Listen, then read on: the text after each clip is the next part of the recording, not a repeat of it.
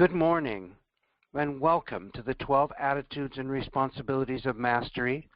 My name is Michael Bailey, and today is Wednesday, the 28th of September, 2016. And today we're going to start where we left off last week. So we're going to start here with conservation. Think before you expend energy. Come to trust that the universe is always on time and it always expresses in the divine right manner. The mental body, which is another word for the mind, will go crazy in the coming times. If you can come to trust that the universe is always on time and that it always expresses in the divine right manner, the job of the ego is to recognize what that might look like. To engage or not in the victim-victimizer game. If people are acting crazy because they are looking at life from the perspective that the country is going to be dropping bombs on each other's heads, it can get a bit distressing. Or, the dollar is going to crash, all these kinds of things. Once you start to understand how energy shifts and the fact that it is all eternal, you start to get another perspective. After a while, it is just funny, especially when you start to catch yourself when you're playing the VV games. Oh, here we go again. I thought I got rid of you. All right, shadow, self, come here. I want to talk to you outside. That's a very good way to handle it. Go talk to your shadow self. Shadows are not rational or reasonable at all. That is not what they are all about. They are a chaotic pattern of your own consciousness. Shadows are like babies, and one of the best ways to put a frantic infant to sleep so it gets calm again is to sing to it, especially if you sing songs that calm its frequencies down. Now, when we refer to frequencies, we're essentially referring to frequencies of consciousness, but also energy. You do not have to waste energy arguing. All you need to do is sing to your shadow. The Song of Lyra is the ultimate lullaby, one that is very powerful. If you have been activating your Maharic seal, which is a technique you can do on a regular basis, singing the Song of Lyra will trigger your Maharic seal to activate instantly. The Maharic seal exercise must be done on a regular basis so that your body can get used to it. Then, the singing of the Song of Lyra, which is also known as the Christos song, will immediately pull up your Maharic pillar. It's literally like a force field around you that will protect you from certain frequencies. It can also potentially even protect you from incoming physical objects, cars, fists, things like this. Also a note, a son, P-S-O-N-N, it's a combination. It's a cross between a song, a prayer, and a prayer. So it's kind of a little bit of both. And some things to think about along these lines. Pull out a copy of the Song of Lyra, and if you don't know what that is, or if you'd like a copy, just contact me, Michael Bailey. I'll be happy to send it to you. And really look at the words and at what they mean. Then sing it to yourself and feel it resonate within your body. Practice singing it like a lullaby. Let's see if I can sing it here.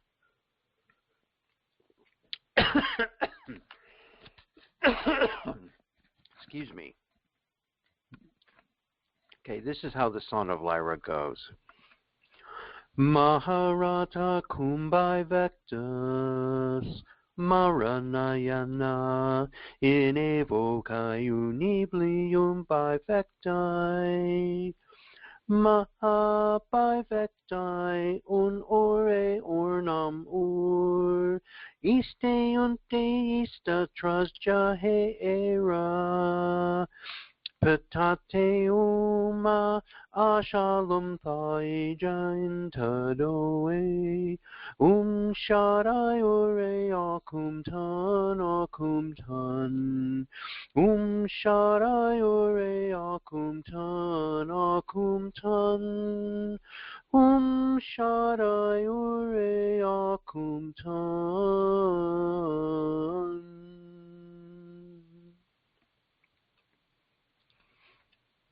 Practice singing it as a lullaby. Speak the words of the declaration of the Maharata out loud. Again, if you need any of these things, just send me an email. How did this make you feel? Try stating it every morning and every evening before I go to bed for the next 2 weeks or 12 days. And some suggested LTR statements are I am statements. LTR stands for Linguistic Template Reprogramming Statements.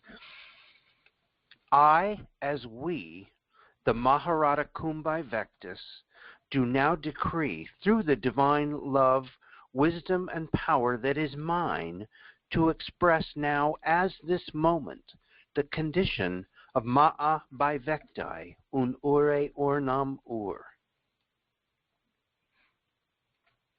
This is a very powerful statement, and the language is called Anuhasi, which was the very first spoken language in our time matrix. Moving on, reciprocity. In terms of natural spiritual law, the dynamic of conservation of original divine intention expresses as the law of reciprocity. The law of reciprocity, or what goes around comes around, aka you will reap what you sow, or the golden rule, sometimes it's also called the law of one, is one of the rules within our universe. It applies directly to all that we do and all that we experience. But in our present state of evolution, most of this balancing takes place upon a subconscious level. The law of reciprocity is the dynamic of consequence to chosen action, as the temperance to free will choice. Neither God's source, the cosmic Christos, nor the universal Christos consciousness pass judgment upon individuated manifestations of themselves that choose to embody the opposite expression of God's source will. But the mechanics of physics that God's source created as the mechanics of cosmic order are themselves imbued with the God source original divine intention of perpetual motion, eternal life expression, and conservation of these attributes of creation. Cosmic order is designed to be a self-sustaining, self-rebalancing system. If, through the excessive misuse of free will choice, the choice of opposite expression of divine intention reaches a point at which it jeopardizes the perpetual motion, eternal life expression, and continued existence of cosmic order, the cosmos itself will restore order and balance through recreation of the divine blueprint via the dynamics of cause and effect, energy interrelationships inherent to the design of cosmic creation physics mechanics. This implies that there are indeed ordered, intelligent, natural laws of energy and consciousness upon which the cosmos functions in perpetual expression of the divine original intention of the God source that created them. And just as a note here, this self-balancing, self-sustaining system has kicked in. It kicked in on December 21st, 2012 through January 3rd, 2013 was the final activation of something called the fail-safe. Now, what's happening on Earth right now is that failsafe is causing the divine blueprint of everything on planet Earth to be restored to its original divine blueprint. Now, this is a process that's going to take approximately 700, 800, 900 years, but it has already begun. So, in essence, even though you may see chaos in the world, the chaos is a result of the restoration of divine order. Manifest creation was given the gift of free will expression within the greater context of divine will expression. As the natural laws of energy and consciousness are created as an expression of divine will intention, the free will choice of opposite expression will unavoidably have its consequence within the organic God source created framework of the natural laws of energy and consciousness. Individual manifest identities can teach themselves some very difficult lessons of love and cooperative co-creation in this regard. One day, you will come to master the experience of three-dimensional reality and will no longer find yourselves trapped within its confines. This is when we're talking about ascension. But until that time, you are dealing with duality, free will, choice, and the responsibility of learning how to direct your choices wisely. And some things to ponder or think about. Look always for the humor in the situations you find yourself in. Make an effort to catch yourself playing the VV games. Use your power of choice not to engage it or to play the game any longer. And a suggested I am statement, an LTR statement. I respect and appreciate the God force energy in all of its expressions. And moving on, what we're going through here are the responsibilities of mastery. Cooperation, diplomacy. This is number 11. Our choices will determine our experience while we are in a polarized system, and thus we learn to make better choices. The rules within our particular system prescribe brotherhood, cooperation, and harmony between all portions of reality. But the rules also have designed for us a polarized universe where all things exist within a duality of perception. This feature of our system allows for the experience of free will to take place. If you think about it, in order to experience what you are, you have to be able to experience what you are not. So in order to appreciate right, you have to know what left is. In order to appreciate up, you need to know what down is. In order to appreciate love or heaven, you need to know what hell is. So this is the reason for a polarized existence. In a free will zone, one of the rules or base agreements is that all participants within that reality have the choice to play by the rules or to ignore them, creating their own versions as they go along. Duality allows us the choice of following or working with the natural flow of evolution or against it. Each choice provided us with a consequence of action, or seemingly so from our focus of perception. Each choice will show us a manifest translation of the ideas we entertain. If those ideas move with the flow of evolution in a harmonious way, we will experience a perceived state of ease, feelings of lightness, and pleasure, and we will expand or grow into even greater reality fields. If we are moving against the flow of evolution, we will experience the opposite of these conditions, tension, heaviness, displeasure, and contraction as we digress into even smaller fields of reality and identity. Both paths exist simultaneously. The existence of one implies the other. They exist together as parts of a greater whole that is dimensional reality. It is extremely important what words you choose to interpret the experience.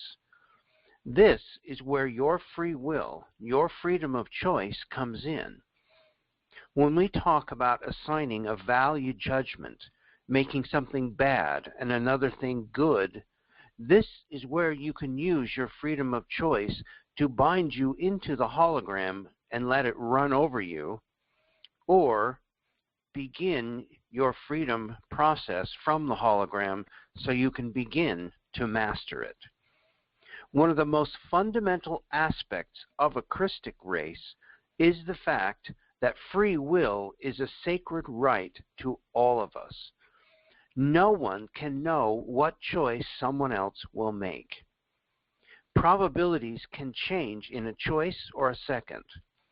Predictions are probabilities, never absolutes. Free will does not mean we have the right to trash the whole universe, though there are some beings who think that is what it means.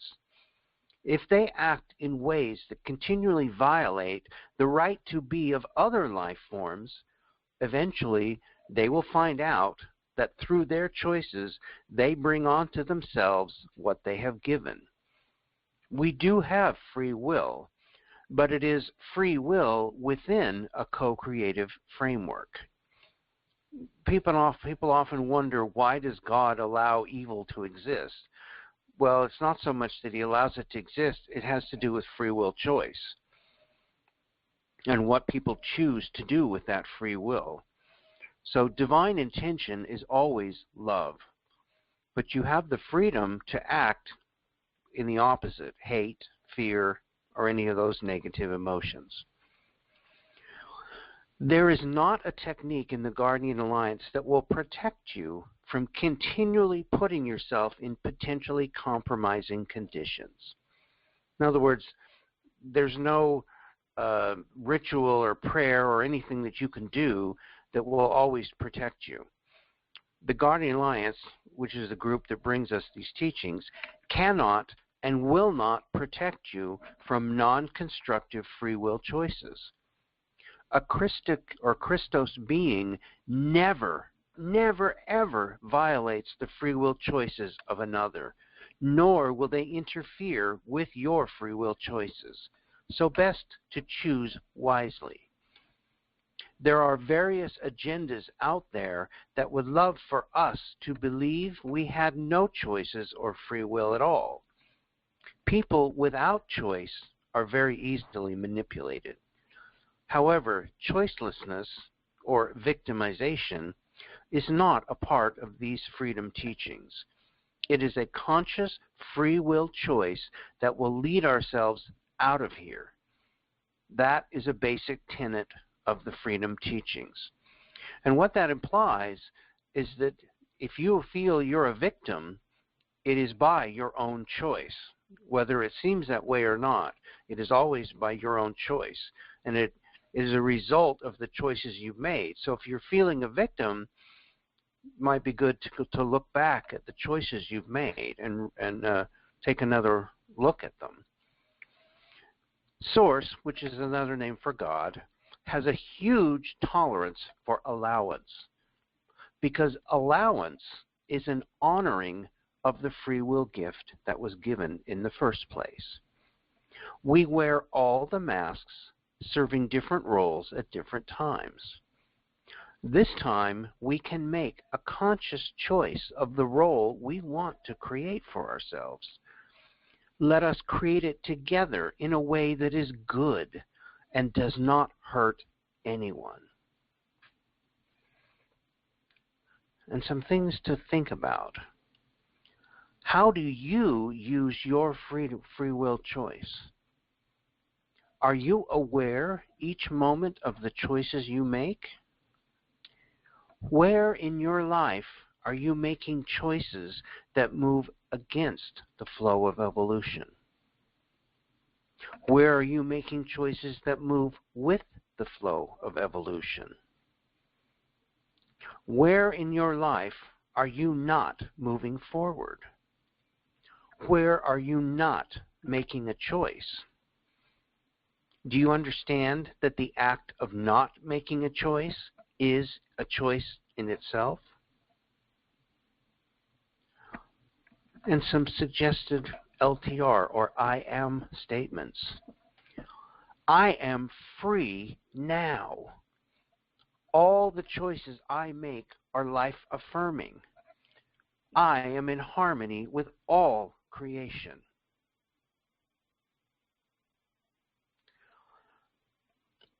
Free will lessons for the guardian races.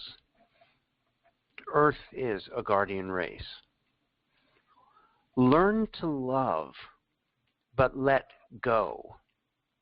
Learn to love, but do not strangle. Do not overprotect. There is really not a reason to be unhappy unless we are perfectionists and say to ourselves, well, I wanted to go absolutely perfectly. I wanted us to save the whole entire planet and the whole galaxy and nobody falls, and that would be imposing our will on other people's free will choices, because there are beings and collectives that choose or have chosen the path of fall.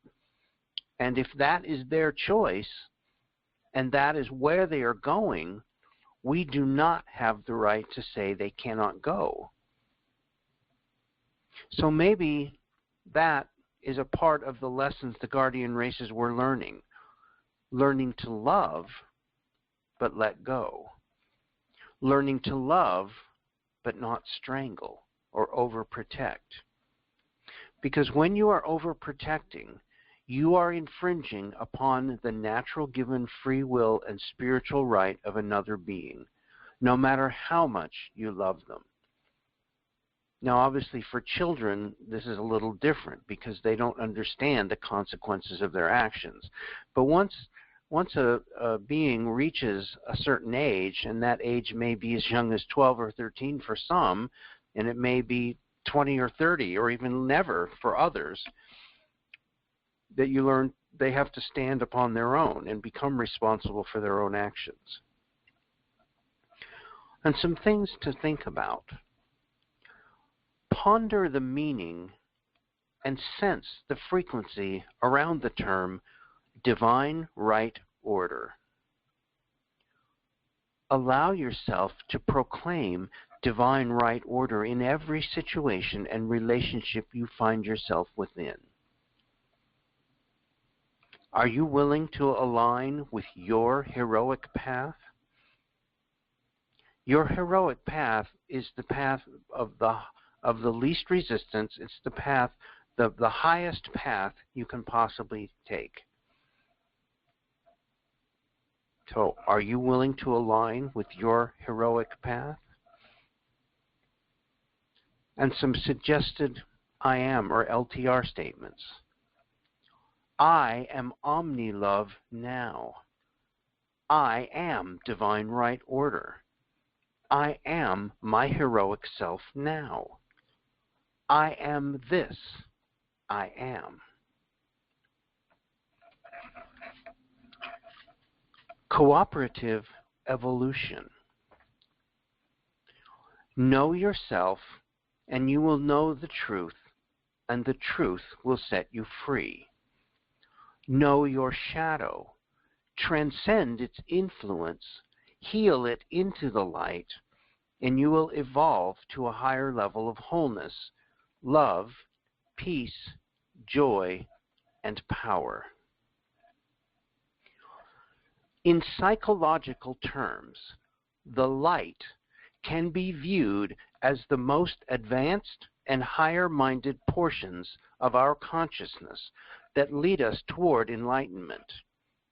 In energetic terms, it stands for the highest frequency parts of our energy identity, portions of our psyche, such as the superconscious mind, or higher aspects of self, such as the soul or oversoul.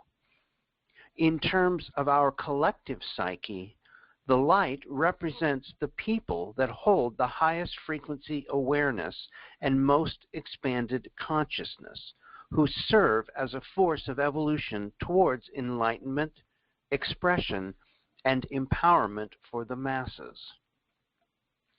In psychological terms, the shadow represents the portion of our consciousness we have judged as undesirable, which we repress or ignore in order to maintain a sense of rightness about ourselves.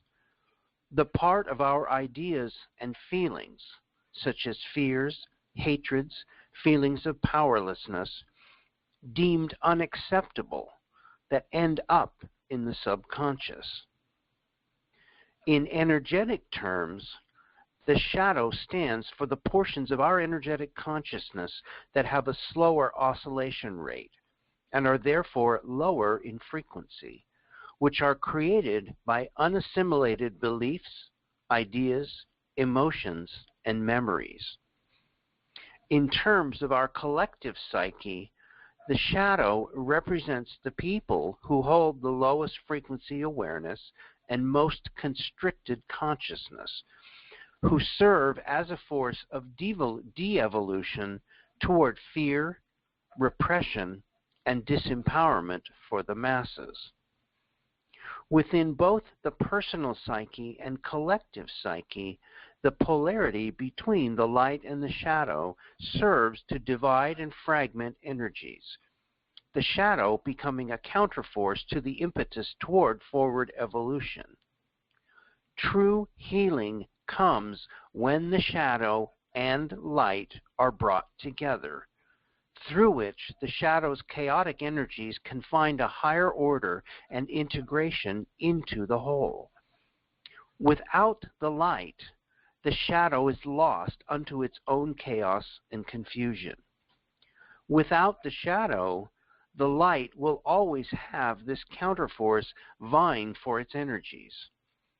The healing of both is in unity, through which the personal energies can be harmonized into a productive pattern, and through which the collective energies of a peoples can be brought together under the common objective of cooperative evolution.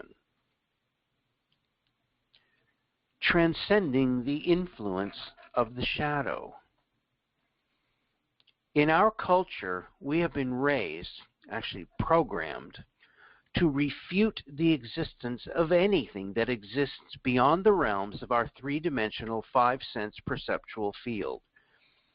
The mainstream populations deny anything on the fringe that they have not been programmed to understand, for acceptance would require taking responsibility for change, which of course can be frightening. Those outside the mainstream acknowledge the spiritual light found through multidimensional consciousness, but most often they refuse to acknowledge the existence and activities of the shadow, both personally and collectively. They focus on light and love, but resist any discussion of its opposite, the shadow. This process has its limitations, for if the shadow is resisted, it will continue to influence you. What you resist persists. An anti-Christos paradigm is built upon fear-based perspectives, lower oscillating thought forms. What many people do not realize is that in denying the influence of the shadow, they too are operating out of fear, the precise paradigm they attempt to avoid. The shadow, like gravity, is a force that exists, and like gravity, it affects you whether or not you label, identify, and address it directly. The few beings on earth who are able to resist the pull of gravity are those who did not resist it, but rather learned to modulate their consciousness and oscillation rate of the body in order to transcend its influence. If we embrace the shadow within and without and do not fear its power, we can likewise learn to modulate our consciousness and vibration oscillation of our bodies to transcend the influence of the shadow. And through this transcendence, we are enabled to use our personal power to heal our personal and collective shadows.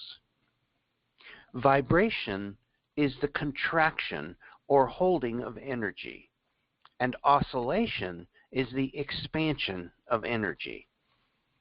As long as we deny, resist, and fear the shadow, it will compete with us for our power. But once embraced by the light, the shadow evolves to a higher order, becoming a cooperative force in our joint efforts of co-creative evolution. Some things to think about.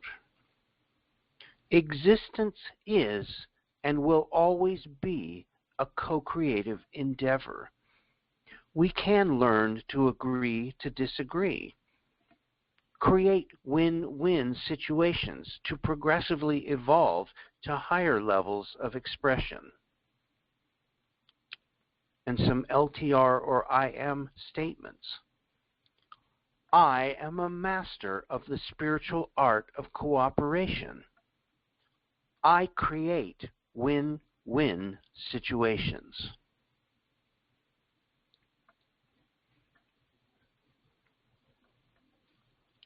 Sense.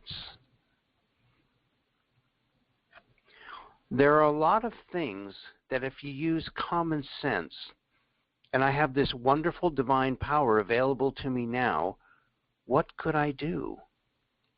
Where could I apply that? By simply expanding and contracting using your breath and the Maharaj shield with the intention of let divine will touch here, and you were the anchoring rod for what that is, you can create miracles. There are a lot of ideas that will come to you in working with your shield consciousness. Your own shield consciousness, your own Christos consciousness will tell you, if I can expand and contract it, what else can I do with that concept? Okay, I can reach sick people. The politics are going crazy. What if somebody was going to bomb my country? What would happen if 2 or 3 people got together and had a meditation one evening, and all of them expanded their shields out towards the area of unrest with a Christos intention?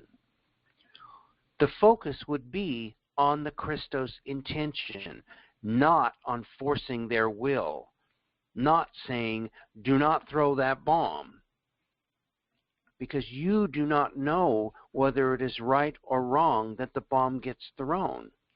And it is not your judgment called down on this level.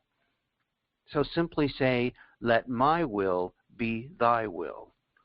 Let divine will prevail. You might not know what divine will is because there are too many nuances. But when you surrender it to your Christos level of identity, it knows all of those nuances. You could practice this periodically during times when you are not stressed or under duress. And then, if needed, you would be able to do it really quickly. Through aligning yourself with divine will, you could make huge differences. Something to think about and ponder. Take a few breaths, using the inhale and exhale to feel centered and calm. Continue to breathe and expand your Maharaj shield. Just envision yourself surrounded by a pillar of silver white light. And this pillar expanding outward. As you expand your Maharic shield outward, hold the intention, let divine will touch here.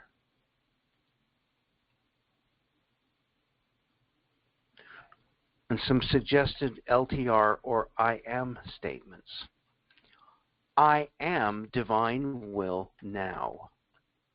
Let my will be thy will. Let divine will prevail now in my life.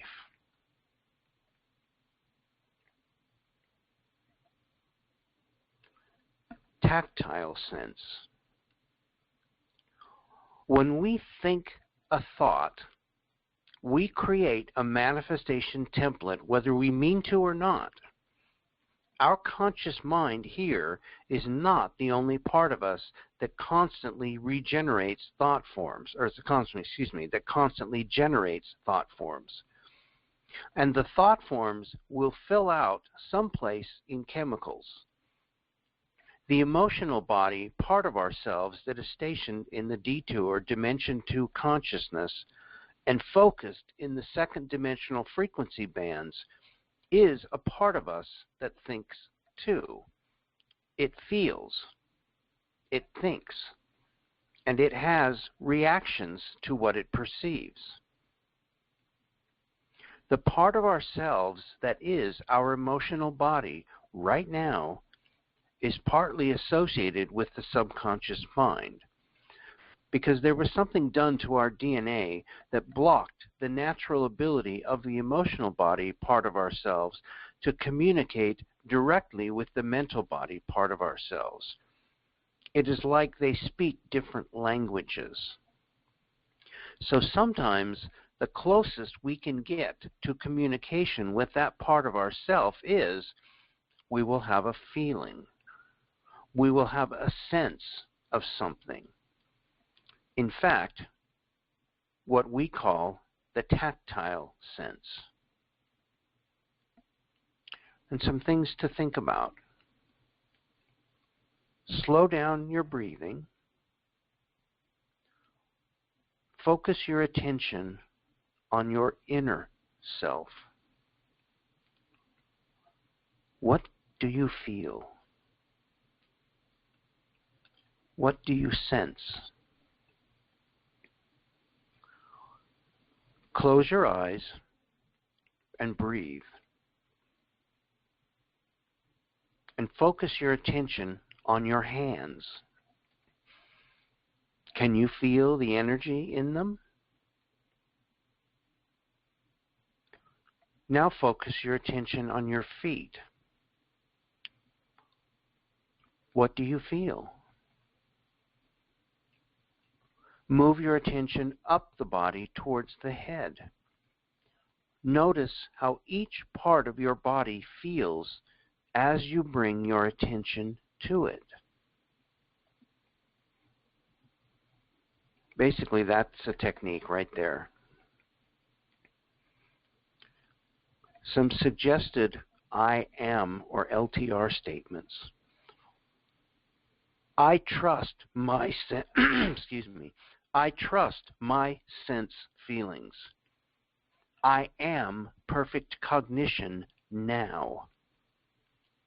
I am in perfect balance.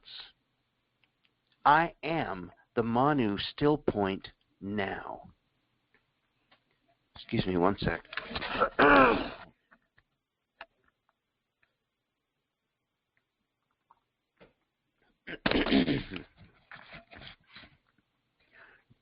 No magic pill. If you engage in other modalities that are distorted, you open your fields by drugs and an excessive use of alcohol, you will drop your frequency. That is a choice, and it is a personal one. Doing a lotus breath before you do a few shots of tequila and have indiscriminate sex will not protect you from the potential of crashing your fields. They are techniques to be used with common sense and mature spiritual behavior. The strength of chelantic science lies in the fact that persistence in the applications will change the reversals in your DNA, mutations, but it is hard work and it needs to be sustained. It is not a magic pill that says, abracadabra, your Merkaba is now spinning the right way because you did a Maharg seal and a flame body activation, or you did a lotus breath now and then. The GA or the Guardian Alliance can provide you with the techniques, but it is up to you whether or not you use them to make sure that you are all right. And that will be by the choices you make. Many people think that they can take shortcuts using psychedelics or hallucinogens, that they will help them towards spiritual enlightenment. Well, by taking these drugs into your body, you're basically dropping your frequency and you're inviting all kinds of parasitic beings to come and take over, literally. Some things to think about.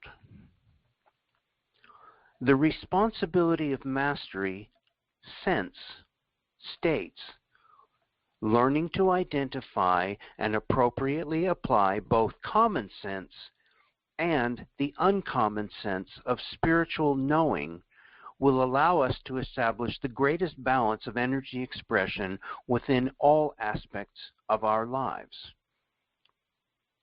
What is uncommon sense? Can you recognize it in your life? Something to think about. Learning to identify and appropriately apply both common sense and the uncommon sense of spiritual knowing will allow us to establish the greatest balance of energy expression within all aspects of our lives. How are you applying these in your life? What can you do to develop both your common and uncommon senses?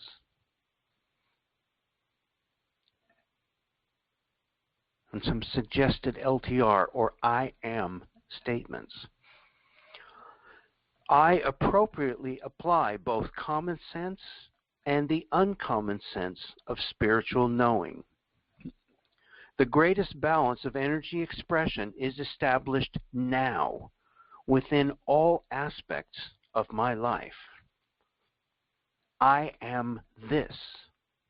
I am.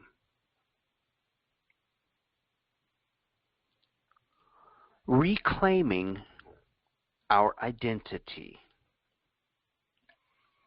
We have a choice to define ourselves by limitation or to know ourselves through embracing our intrinsic eternal nature, and our choice will determine the experience we meet.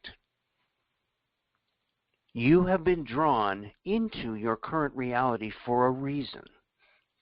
Only you can discover what that reason is and what significance this information holds for you. There are some truly amazing things that are going on around you. So in your quest for personal purpose, think bigger and reach higher.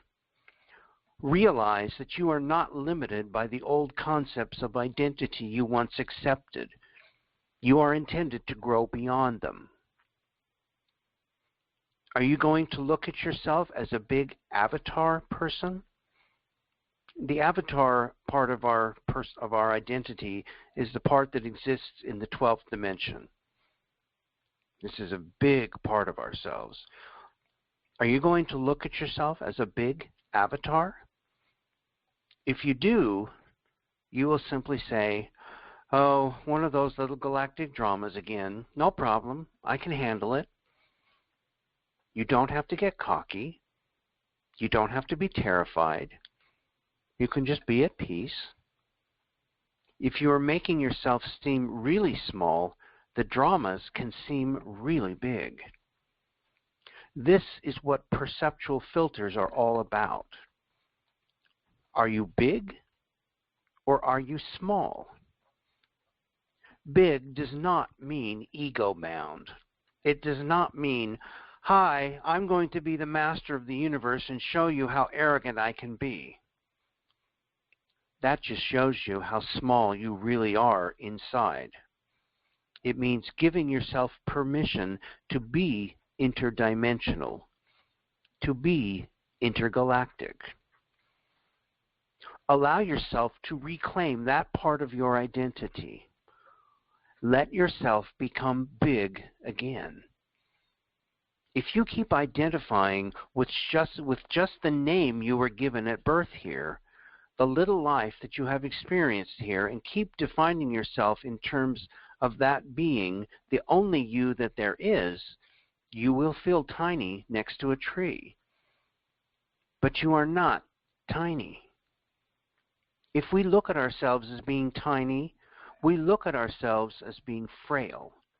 We look at ourselves as being perhaps not strong enough to handle what needs to be handled, not able to deal with what needs to be dealt with, be it a mutation in our body that drags our emotions all over the place and our physicality as well. Are you bigger than that mutation, or are you smaller? We're talking about genetic mutation here. These are some of the questions to move into. Now that indigos are waking up, the drama itself and our avatar selves are going to allow us to experience challenges that will bring us back to that question. Are you big or are you small? What are you telling yourself about yourself?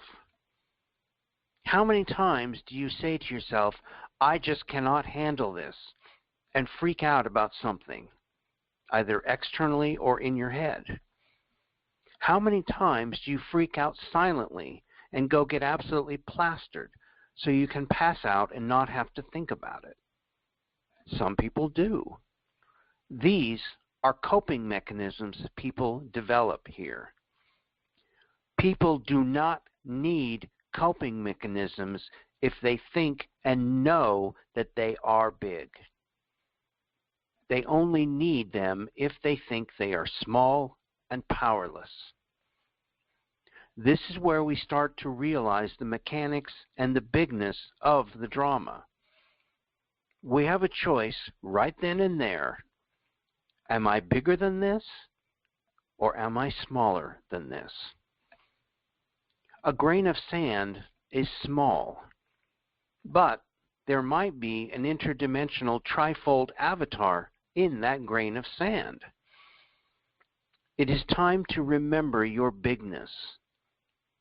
If it comes to a time when the world seems to go crazy outside of you, be it politics, wars, or natural disasters, realize you are bigger than the experience. You have the power to move through it peacefully.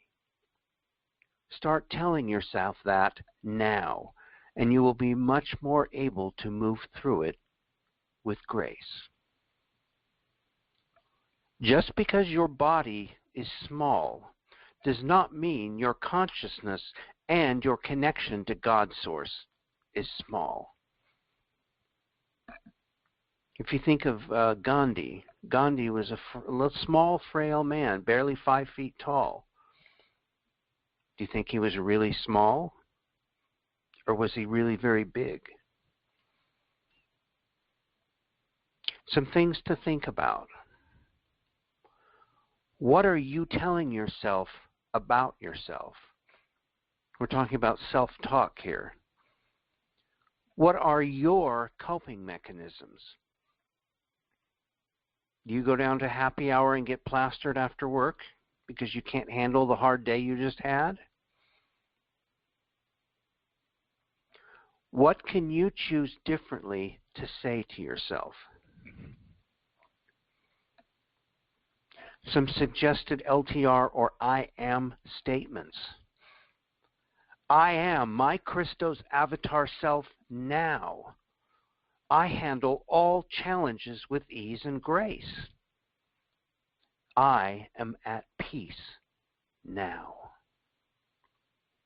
I am this. I am. And beloveds, I'm going to leave you with that. We'll pick up next week, starting with detached attachment. Thank you.